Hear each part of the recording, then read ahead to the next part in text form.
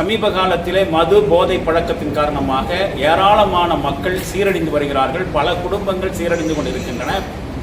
ஏற்கனவே நம்முடைய அரசு இது சம்பந்தமாக பெரிய அளவுக்கு நடவடிக்கைகளை மேற்கொண்டு வருகிறது என்று சொன்னாலும் கூட தமிழக அரசு இன்னும் தீவிரமாக செயல்பட்டு பல்வேறு நலத்திட்டங்களை கொண்டு வந்து இந்த முழுக்க இந்த மது போதைக்கு எதிரான நடவடிக்கை மேற்கொண்டு போதையில்லா தமிழகத்தை உருவாக்குவதிலே தமிழக அரசு முன்னோடியாக திகழ வேண்டும் என்று இந்த பரப்புரையின் வாயிலாக கும்பகோணம் ஐக்கிய ஜமாத்தின் சார்பாகவும் ஜமாத் இஸ்லாமி ஹிந்த் கும்பகோணம் கிளையின் சார்பாகவும் நாம் தமிழக அரசை மாநில முதல்வரை கேட்டுக்கொள்கிறோம். கும்பகோணத்தில் மது மற்றும் போதை பழக்கத்திற்கு எதிராக விழிப்புணர்வை ஏற்படுத்தும் வகையில் சிறப்பு பரப்புரை நிகழ்ச்சி நடைபெற்றது.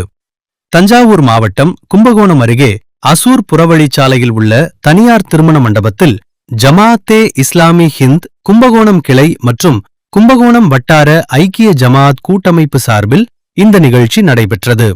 அப்துல் கலாம் ஆசாத் தலைமையில் நடைபெற்ற நிகழ்ச்சியில் ஐக்கிய ஜமாத் தலைவர் சம்சதீன் வாழ்த்துரை வழங்கினார். ஜமாத்தே இஸ்லாமி ஹிந்த் மாவட்ட பொறுப்பாளர் முகமது யூனுஸ் தொடக்க உரையாற்றினார். நிகழ்ச்சியில் சிறப்பு அழைப்பாளராக மனிதவள மேம்பாட்டுத்துறை அமைப்பாளர் கோவை முகமது இஸ்மாயில் இம்தாதி கலந்து கொண்டு சிறப்புரையாற்றினார். அப்போது குறிப்பாக இளைஞர்கள் மற்றும் மாணவர்களிடையே போதை பழக்கத்திற்கு எதிரான விழிப்புணர்வை தொடர்ந்து ஏற்படுத்த வேண்டியதன் அவசியம் குறித்து பேசப்பட்டது. மேலும் மஹல்லா வாரியாக விழிப்புணர்வு பணிகளை முன்னெடுக்க வேண்டும் என்றும் வலியுறுத்தப்பட்டது. தொடர்ந்து நடைபெற்ற கூட்டத்தில் பல்வேறு முக்கிய தீர்மானங்கள் ஏகமனதாக நிறைவேற்றப்பட்டன.